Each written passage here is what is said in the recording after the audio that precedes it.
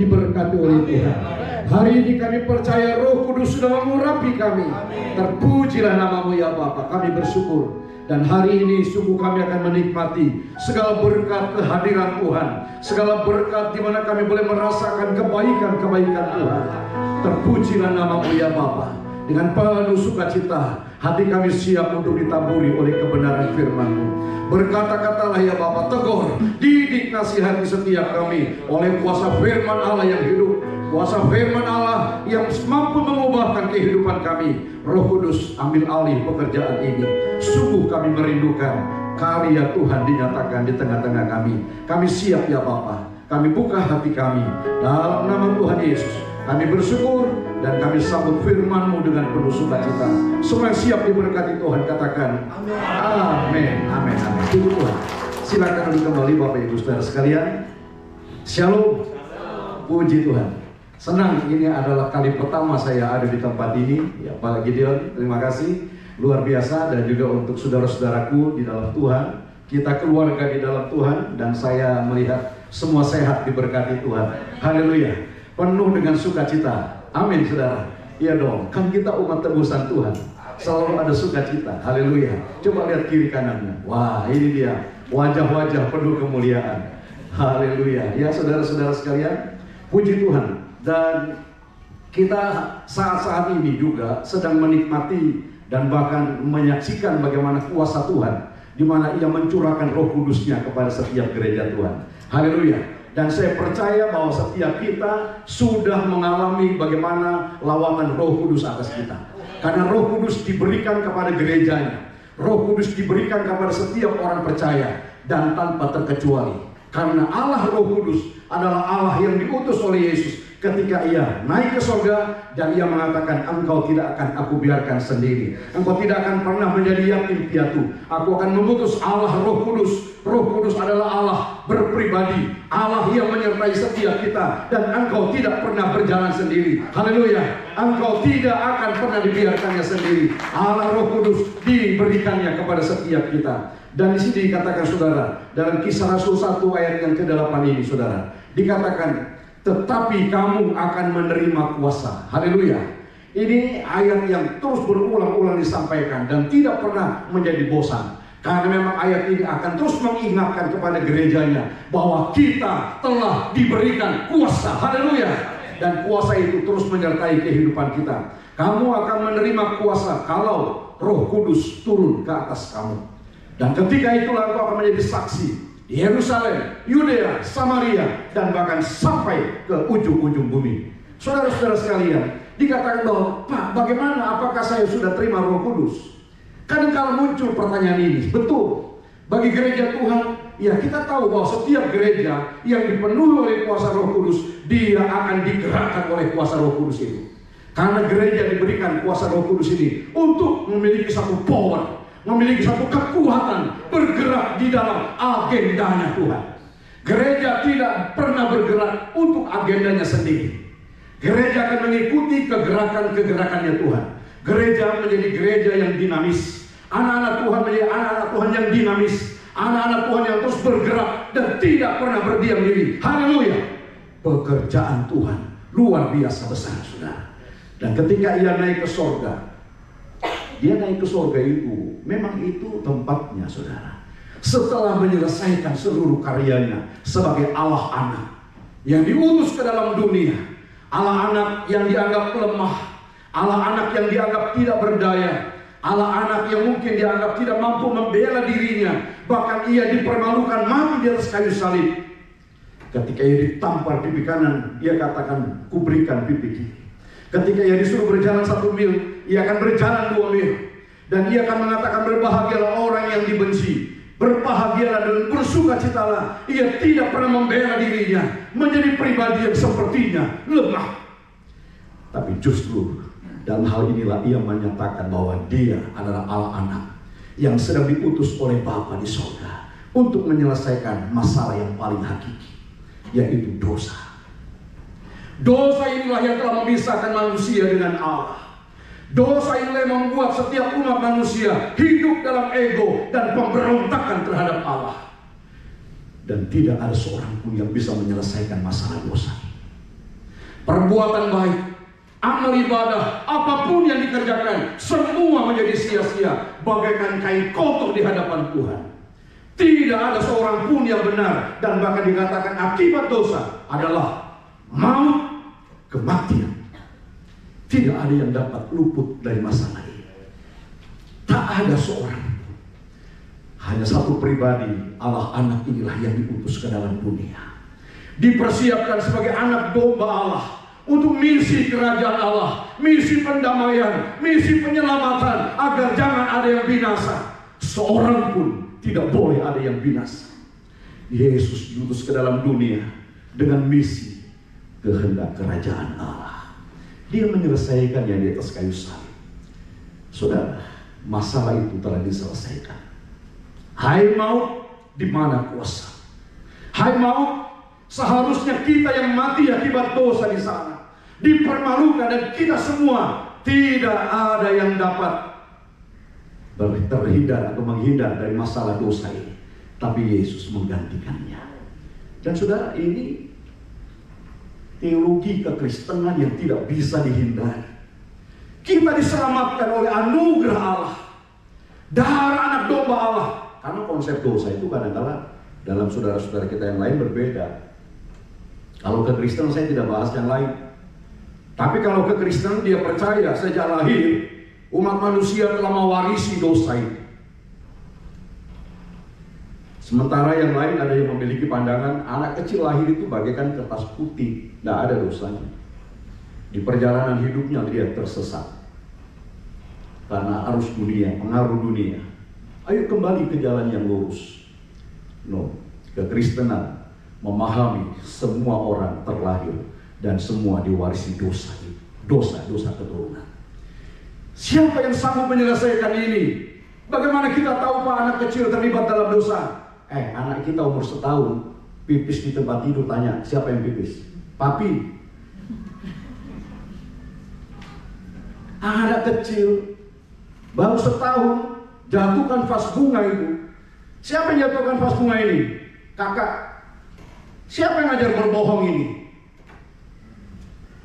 Anak usia kecil, usia dini seperti ini sudah piawai untuk berbohong. Siapa yang mengajar ini? Dan setiap orang perlu penebusan dosa. Kita tidak mampu menyelesaikannya. Yesus menyelesaikannya di atas kayu salib.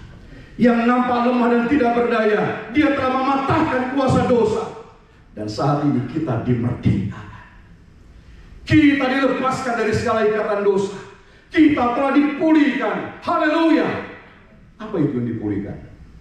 Hubungan dengan Allah. Ini kan hubungan ini yang rusak. Ketika hubungan ini rusak, mati kehidupan umat manusia. Tidak ada energi ilahi, tidak ada berkat-berkat kerajaan Allah, tidak dapat menerimanya.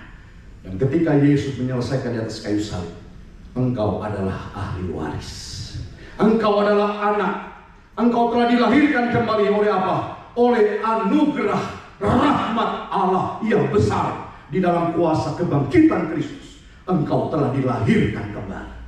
Menjadi pribadi yang baru, milik kepunyaan Allah yang lama sudah berlalu. Dan Tuhan tidak mengingat-ingat lagi. Engkau telah berbohong, engkau telah memberontak, engkau telah hidup dalam kegelapan dunia. Tuhan tidak mengingat-ingatnya. Karena apa? Darah anak domba Allah telah menyucikannya di atas kayu salib. Lalu sekarang dia naik ke surga. Ya memang ini tempatnya. Dia bilang apa? Di surga itu tempatnya dan itu tujuan hidup kita.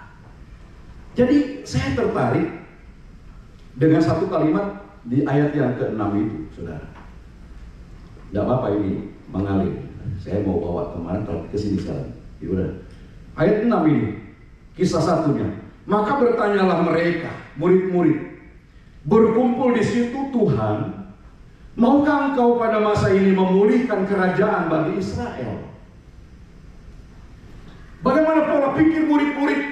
Masih berpikir kerajaan dalam dunia. Masih berpikir tentang apa? Kepentingan, popularitas, jabatan-jabatan dunia. Kapan Tuhan?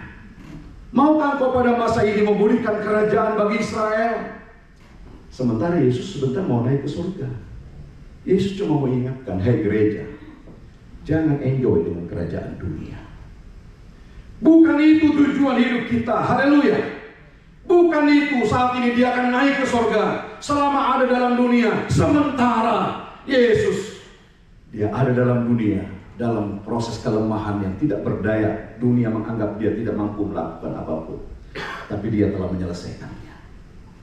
Saudara, dia hanya melakukan beberapa waktu dan akan kembali ke tempat yang kekal.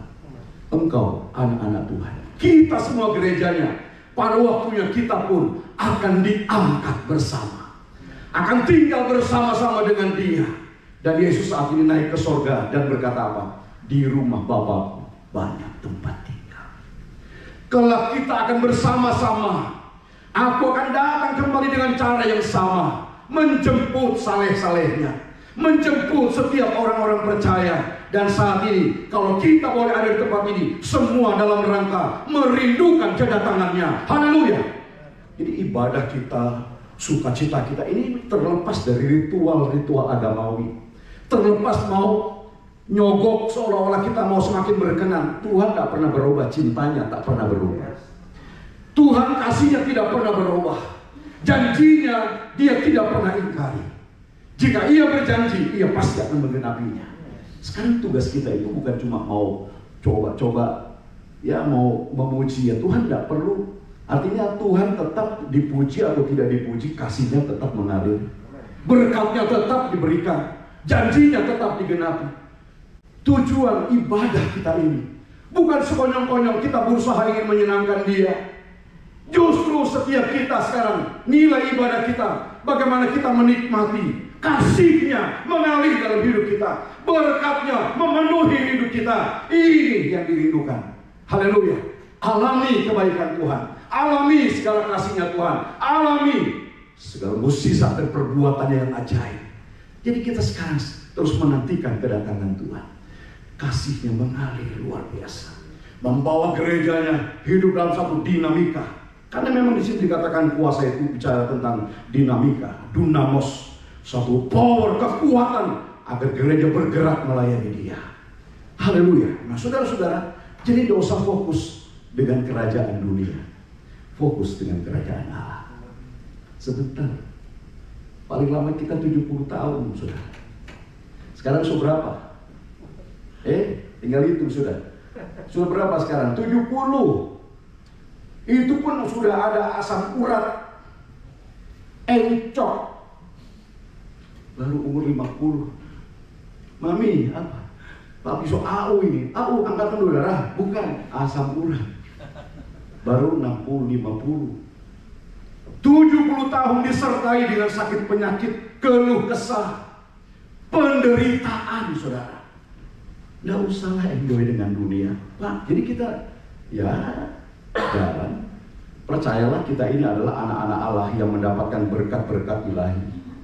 Tapi Pak usaha, Tuhan sudah pulihkan segala sesuatunya di atas kayu salib.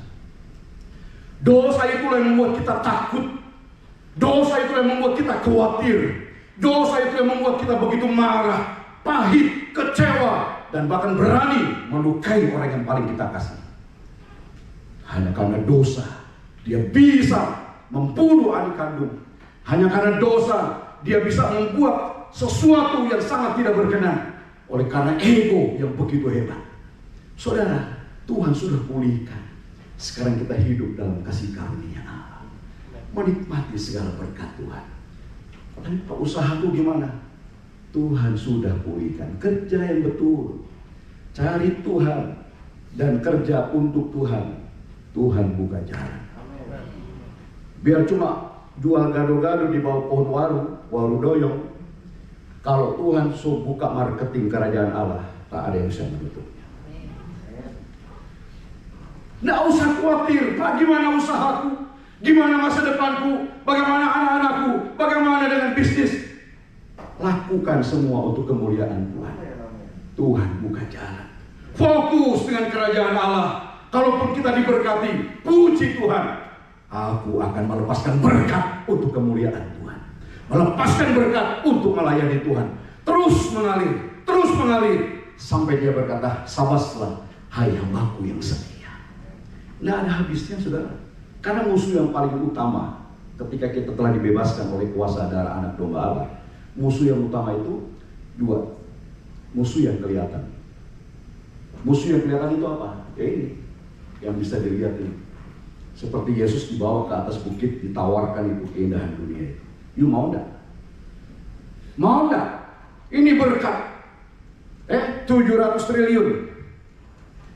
Ayo, ini berkat dunia. Ini berkat. Ayo, jalan. Hidup hedon, hidup hura-hura, hidup berfoya-foya. Ini sekali kesempatan. Lalu kita mengabaikan sebuah integritas. Bagaimana kita tetap mengasihi Tuhan apapun yang terjadi. Saudara, jadi musuhnya ini apa yang kelihatan sekarang ini? Tergiur kita. Ya, teman kasih proyek besar ini, bisnis. Kasih proyek ini, proyek itu, enggak lihat lagi, lihat besarnya aja. Doa. Karena aku tahu Tuhanlah yang memelihara hidupku sempurna. Haleluya. Biar usaha sederhana, asal ada makanan, pakaian cukup. Terus Pak, anak-anak gimana? Hidup orang benar, seisi keluarganya diberkati oleh Allah. Bukan karena kuat dan gagah kita, bukan karena deposit tabungan yang kita miliki, anak-anak menjadi berhasil. Ingat firman, di tangan Tuhanlah masa depan mereka. Di tangan Tuhanlah kekayaan generasi. Cukup engkau hidup benar dengan Tuhan, berjalan seperti yang dikehendakinya, Tuhan pelihara sempurna. Yang kelihatan ini kadang-kadang membuat kita terkecoh. Udah usia Pak, belum dapat jodoh. Sabar, Tuhan kasih yang terbaik. Terus lihat data lagi, lihat internet data, pria makin sedikit, bahkan cenderung masuk dalam kategori makhluk langka. Hitung aja di mana-mana, pasti perempuan lebih banyak. Kalau kita nggak cepet-cepetan Pak, wah habis Pak stoknya. Saya mau bilang, Tuhan tidak pernah kekurangan stok buat anak-anak. Selalu ada stok yang terbaik buat anak-anaknya. Nggak usah khawatir. Tapi Pak, temanku ada punya 2, 3, mana stok sedikit lagi. Sekali dapat dia 2, 3, aku nggak punya sampai sekarang. Tenang, cari Tuhan. Tuhan kasih yang terbaik. Kadang-kala apa yang dilihat, ini membuat setiap kita terkecoh. Ini musuh utamanya itu, saudara. Kehidupan duniawi. Murid-murid ini juga berpikir, Tuhan, maukah kau pada masa ini memulihkan kerajaan bagi Israel? Aku mau jabatan, aku mau popularitas, aku mau kehidupan yang layak. Aku mau menjadi tokoh masyarakat. Aku menjadi orang yang terpandang. Ini pikiran mereka. No, kita akan kembali ke tempat yang kekal. Di sanalah rumah kita bersama. Terus di sini berjalanlah dan bergerak dengan kuasa Roh Kudus. Saya kira ini akan nyambung dengan yang kedua saja nanti. Kita sudah ikut pimpinan Roh Kudus ini, saudara. Haleluya. Jadi bagaimana sekarang kita ini menaklukkan diri? Kita melihat bahwa sesungguhnya semua karena anugerah Tuhan. Ya sekarang cuma sementara. Udahlah. Ya saudara, sekarang sudah berapa? 50? 60 kan? Aduh, syuting 10 tahun lagi, saudara. Terus yang muda-muda jangan senyum-senyum dulu. Karena untuk berangkat ke sana tidak lihat usia. Untuk berangkat ke sana juga tidak lihat harus sakit. Waduh, anak muda so senyum-senyum. Kita masih 20. Nggak nyumpain ya. Keluar sepeda ontel yang nyerempet, muter dia, kena kepalanya. Lalu innalillahi wa inna ilaihi raji'un. 20 tahun. Ginjal bagus, liver sehat, tidak ada kolesterol, cuma diputer doang sama sepeda ontel, sudah selesai. Tidak ada yang bisa kita banggakan. Setiap saat kita akan berangkat ke sana. Kalau kita masih hidup, dia datang, kita akan diangkat bersama. Kalau kita sudah mati, orang-orang percaya dibangkitkan dan akan bersama-sama dengan dia dalam kerajaan surga. Karena untuk itulah kematian Kristus di atas kayu salib memulihkan segala sesuatu agar kita kembali menikmati berkat-berkat kerajaan Allah. Haleluya. Ini berkat dari Tuhan untuk setiap kita sekalian. Lalu saudara, Musuh yang kedua apa? Yang pertama itu yang kelihatan, yang kedua yang tidak kelihatan. Tuh, Bapak segala kejahatan yang sumbernya kasih pressure pengaruh buruk. Bapak dari segala kejahatan itu setan itu, saudara. Selalu kerjaannya menghasut ini. Khawatir, takut, cemas, tidak yakin, bisa daya. Roh Kudus telah diberikan kepada setiap kita sebagai pribadi Allah. Dia adalah Allah. Adakah Roh Kudus saat ini engkau sudah menikmati kehadirannya? Atau kau berkata, Tuhan, atau Pak, Bu, tolong ingatkan saya, jangan ya.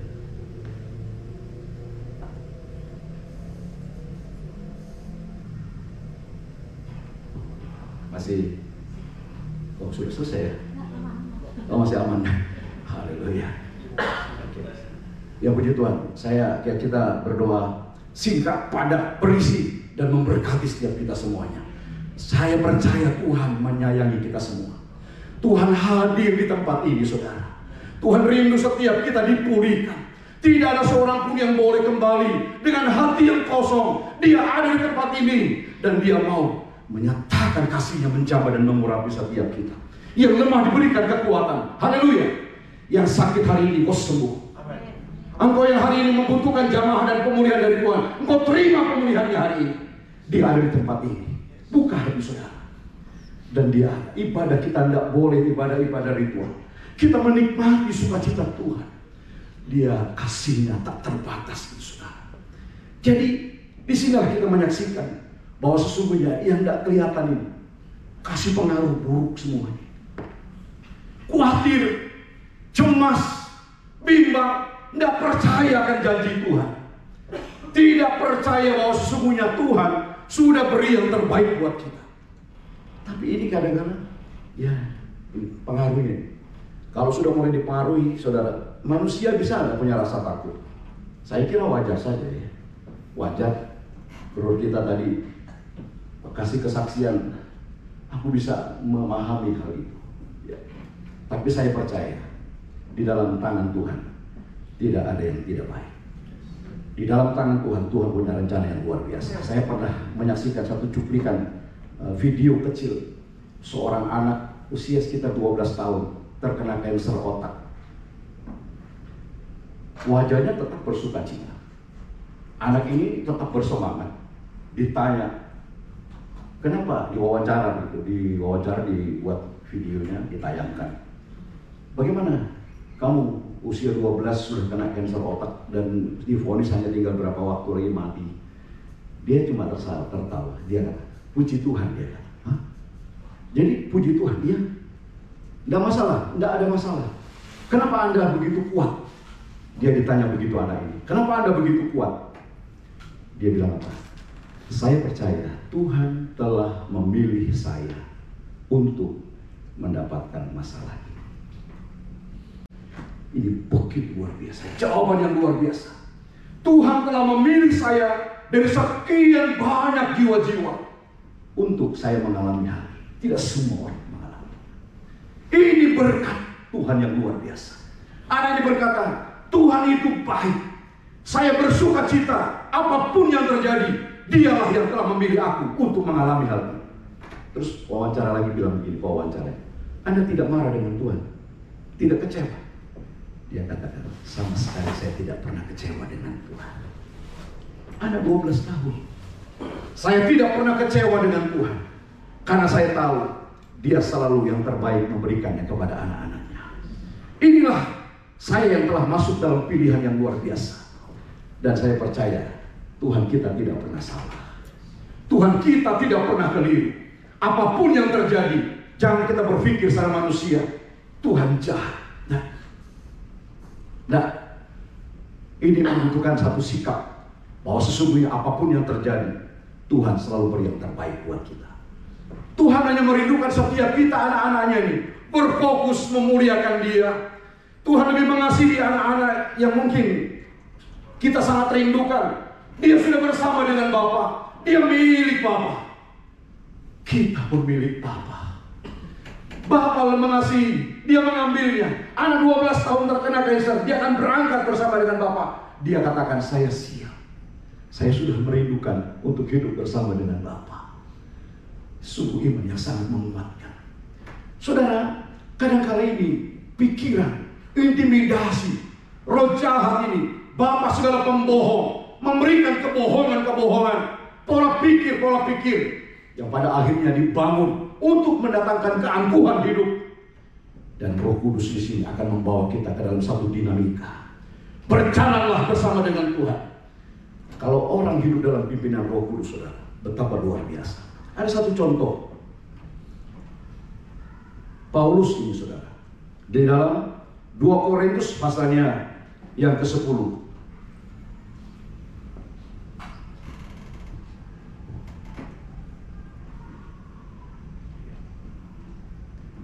2 Korintus pasal 10 ayatnya yang ketiga. Ini menarik. Ayat ini muncul berangkat dari satu peristiwa di mana Paulus oleh pengajar-pengajar palsu dituduh, didakwa bahwa Paulus telah mengajarkan firman Tuhan dengan ego dan kepentingannya. Karena didapati Paulus mengutip uang dari beberapa jemaat untuk pelayanan misinya. Padahal jemaat-jemaat itulah dengan sukarela memberikan persembahan. Jadi ini tanggapan daripada Paulus menghadapi tuduhan itu, saudara. Memang kami masih hidup. Kata kami di sini mewakili setiap kita hamba-hamba Allah ini. Haleluya. Memang kita semua masih hidup di dunia ini. Masih pijak bumi. Haleluya. Belum ada yang terbang-terbang toh. Semua masih ada di bumi ini. Kami masih hidup di dunia, tetapi kami tidak berjuang secara duniawi. Kami tidak berjuang secara duniawi. Berjuang secara duniawi itu artinya berjuang dengan memakai cara-cara dunia. Berikut.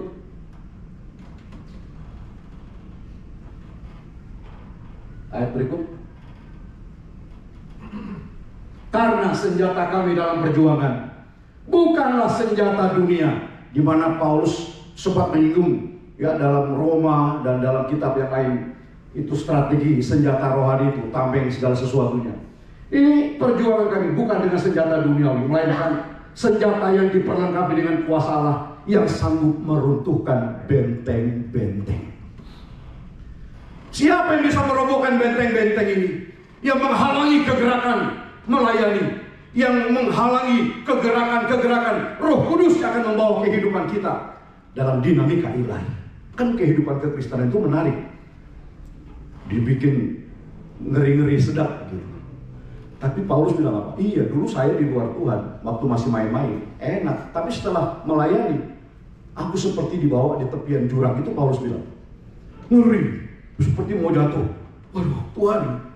Tapi dia bilang apa? Aku mendapati tangan Tuhan tidak pernah terlambat. Tangannya tidak pernah terlambat menolong anak-anaknya. Memang ikut Tuhan itu ngeri-ngeri sedap. Saya pernah ajak anak saya naik jet coaster. Dufan, dulu dia masih kelas SD, sekarang sudah lulus kuliah, sedang ambil S2, dua-duanya. S1-nya dua-dua petamburan lagi, mau jadi pendeta. Tapi rupanya yang satu lari sedikit jadi barista, saudara. Dia ambil sertifikat barista, main kopi dia. Melayani dia melayani. Sekarang sudah lulus. Dulu masih kelas 3 SD, ya lebih sedikit lah. Saya ajak ke Dufan, naik kereta kecil, naik mainan-mainan. Dia lihat jet coaster yang besar itu, halilintar itu. Pak, aku mau. Belum boleh, masih kecil. Terus tinggi juga belum tentu cukup, kan diukur tingginya. Saya mau coba katanya. Dia lihat itu menarik sekali. Papa ikut temanin. Oh enggak, papanya mau. Terus dia naik, ajak adiknya enggak cukup. Dia coba, kalau lolos baru naik, kalau tidak lolos ya sudah balik, ikut antrian dia. Lolos sudah. Yes, pengalaman pertama betul itu. Mike, antri, pasang itu sabuk pengaman, besar sabuk pengamannya, cekrek. Dia lihat sama kami, dada, mau naik, pengalaman luar biasa. Jalan ya, cuk, cuk, cuk, cuk, terus naik, pelan terus naik. Sampai puncak tinggi itu. Dong berhenti itu kereta. Yuk, berhenti sebentar itu. Dikasih lihat itu pemandangan sebentar. Wih, Indonesia, Jakarta, laut, wih luar biasa. Senang saudara, dikasih berhenti sebentar itu. Dan tak lama kemudian, jeglek mulai jalan. Langsung turun gitu. Waktu turun itu lepas itu mesin, semua teriak, wah histeris semua. Termasuk anak saya. Tadinya di atas gini-gini. Oh ya tunggu sebentar. Tunggu sebentar. Ya. Betul, pas turun. Itu semua teriak histeris, termasuk dia. Wah, teriak semuanya. Pas masuk pit stop yang pertama selesai, dia pikir sudah selesai. Satu putaran lagi saudara. Putaran kedua dia mulai tegang begini. Aduh. Turun, selesai, turun. Ya sudah, saya tanya, bagaimana? Waduh, tegang, stres katanya. Ya sudah, kan pengalaman kok, ya sudah. Mau lagi katanya, dia mau lagi. Jadi, ya saya antri lagi 1 kali lagi katanya, penasaran. Aduh, saya jadi tunggu dia 2 kali. Tapi, memang Roh Kudus luar biasa. Untuk kedua kalinya saya langsung diingatkan begini. Henok, namaku Henok ya, belum berubah. Henok, lihat itu. Ya, orang ikut roller coaster begitu ya. Sama dengan melayani Tuhan. Sama. Dinamikanya sama. Aku mau melayani dong, mau melayani. Kan melayani keren. Yes. Melayani Tuhan aku senang. Aku mau melayani full time. Oh ya sudah, ukur tinggi badan, masuk. Masuk, pasang sabuk pengaman. Jegrek. Yes, melayani Tuhan. Asik.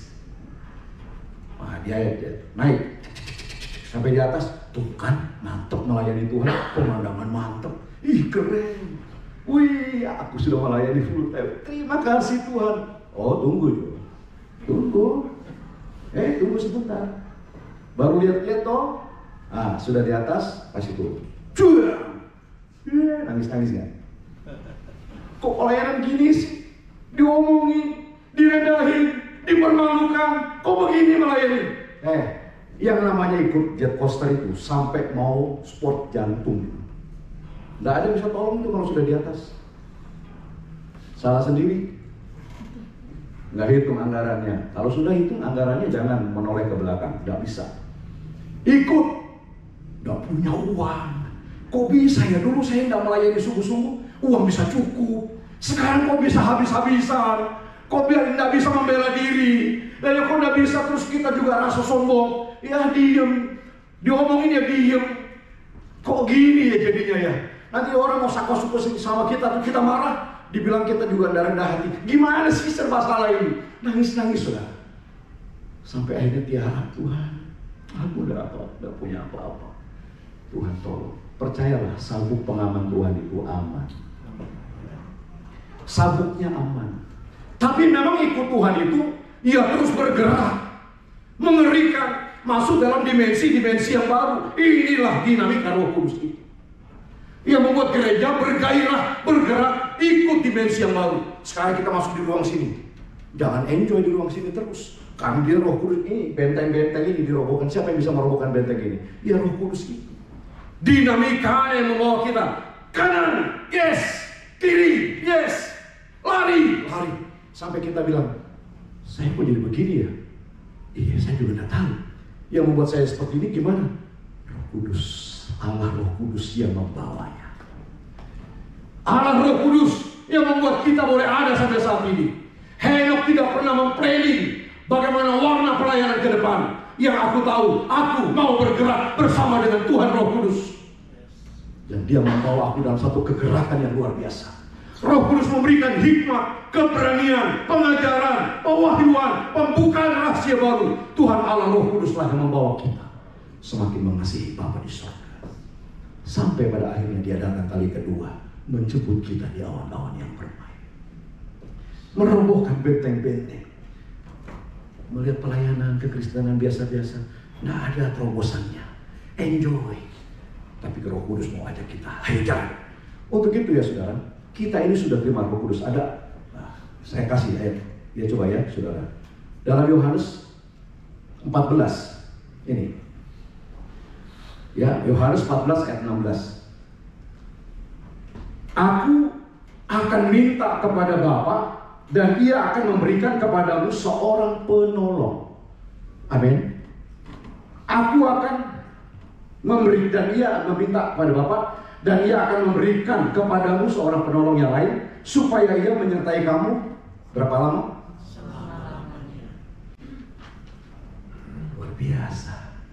Allah Roh Kudus diberikan kepada gerejanya selama-lamanya. Allah Roh Kudus itulah pribadi yang akan memimpin, menyertai setiap gereja Tuhan. Masalahnya sekarang gini, ada yang bertanya, Pak, saya punya Roh Kudus? Enggak? Punya. Sementara kita percaya kepada Yesus, dilahirkan kembali dalam anugerah Allah, dicipta ulang, maka Allah mengutus Roh Kudusnya bagi saudara.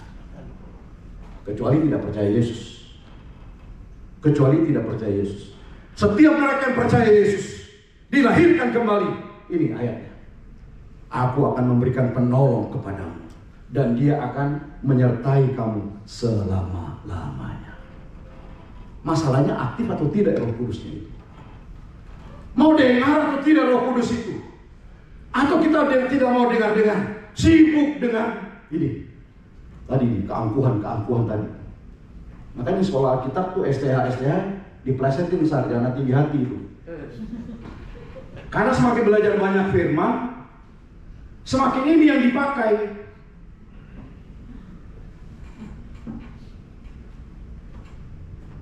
Khotbahnya juga menarik. Roh Kudus, Parakletos. Wah, khotbah-khotbahnya udah Alkitabnya akademik semuanya. Sampai jemaatnya, apa yang letos?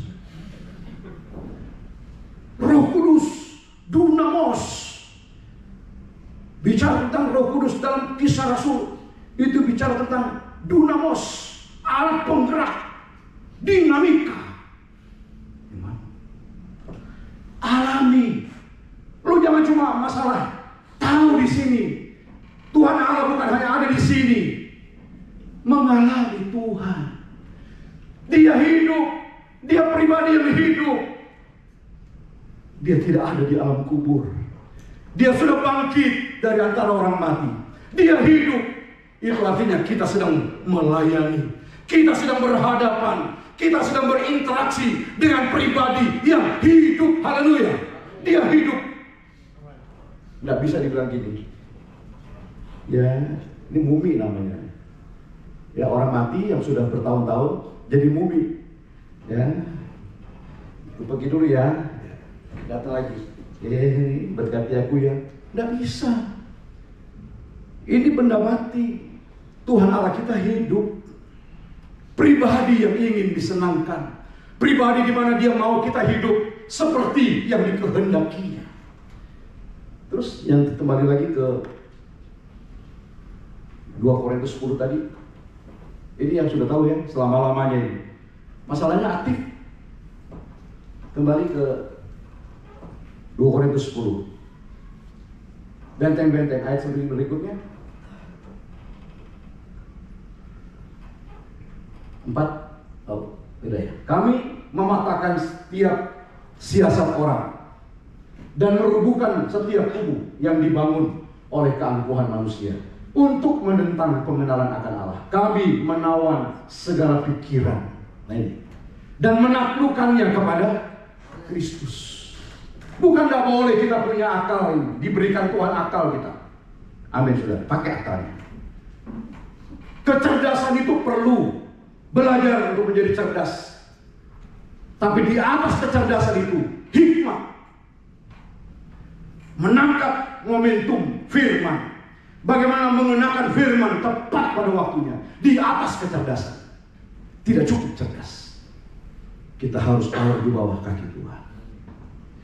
Tuhan, aku tidak ngerti apa-apa. Itu firman yang kasih pencerahan. Yes. Luar biasa. Haleluya. Kalau sudah dengar begini, Roh Kudus sudah bicara, muncul lagi pertanyaan, Pak, gimana saya bisa tahu itu suara Roh Kudus? Saya ini maju mundur ini. Kalau kita hidup di dalam Kristus, dilahirkan kembali, dan Ia telah mengutus Roh-Nya untuk menolong kita, percayalah yang engkau dengar itu suara Roh Kudus. Haleluya. Bilang kiri kanannya, itu suara Roh Kudus. Jangan bimbang. Kalau dia bilang, ya, kalau dia bilang gini, Pi, kita lagi pilot, susah semua ini, langganan pergi semua, uang tabungan sudah tipis, dagangan sepi, gimana? Tiba-tiba gereja minta mau pembangunan, atau ada seorang hamba Tuhan datang bertamu ke rumah. Siapa ini hamba Tuhan? Iya, dulu tante saya pernah ketemu waktu pelayanan. Oh iya betul, saya ini Pak. Dia datang angkat kaki langsung. Nggak sopan betul hamba Tuhan dari daerah angkat kaki. Oh dia mau kasih tahu, dia punya sepatu sumbangan. Oh, nggak ada yang kebetulan. Pilih gimana? Kita mau belikan. Kalau Roh Kudus bilang, Roh Kudus kasih. Itu ya, jangan dari Sarfat tuh, paceklik gitu. Nggak ada uang, habis semua itu, roti sedikit, minyak sedikit, sekali pakai habis, mati dia. Siapa? Elia ya? Elia, hamba Tuhan besar, terkenal namanya, bikin mukjizat sana sini, mau datang. Wah, puji Tuhan, si janda ini senang, dong pasti kasih mukjizat buat kita ini. Datang-datang dia bilang apa? Bu, ada makanan kah? Pak, kita baca klik semua. Tapi saya lapar Bu. Bukan cuma Bapak yang lapar, kita semua lapar. Tapi tolong buatkan saya roti dulu sedikit. Aduh, pendeta bikin susah ini. Pendeta besar bikin repot ini. Datang bukan bantu, datang bukan doakan kita, beri penghiburan. Yang ada udah mau ambil lagi. Sudah, ibu ini bikin sudah. Dalam langkah imannya, Tuhan buat mukjizat. Haleluya. Jadi memang ini runtuh semua, pikiran ini runtuh, kecerdasan logika semua ini ketika Roh Kudus katakan kiri, nurut, kanan, maka kita akan menemukan itu terobosan benteng-benteng. Wih, luar biasa. Wow, dahsyat saya dibuat seperti ini. Istriku bertanya begini, Pi, Pak, aku bingung katanya. Kenapa? Ngeliat kamu tuh seperti gak ada punya pendirian. Pi, kenapa? Ya saya bingung ngeliat kamu. Ntar kesini. Ya, saya juga bingung sama diri saya. Jangankan kamu, saya aja bingung. Lagi enak-enak jalan lurus, Roh Kudus bilang kiri. Ya iya balik ke kiri sudah. Dia bilang kanan, jalan kanan sudah. Saya ini ikut Tuhan, kau istri ikut beta sudah. Jangan banyak tanya. Sampai dia bilang gini, capek jadi bininya pendeta ini katanya. Capek, pusing saya. Tapi sekarang dia sudah tidak pusing. Sudah enjoy aja lah katanya. Berarti saya sudah tahu lah, mau ke kiri mau ke kanan dia aman lah sama Tuhan. Sementara suamiku berjalan bersama dengan Tuhan, aman sudah. Kecuali suaminya tidak berjalan sama Tuhan, beloknya sesuai dengan apa yang dilapor Tuhan, dia dengar, dia sampaikan di rumah, itu repot. Tapi ini dia dengar dari Tuhan. Haleluya. Kita mau bergerak bersama dengan Tuhan. Amin. Amin. Firman Tuhan. Haleluya. Roh Kudus kau hadir di sini. Lagu tadi. Ya. Mari berdiri.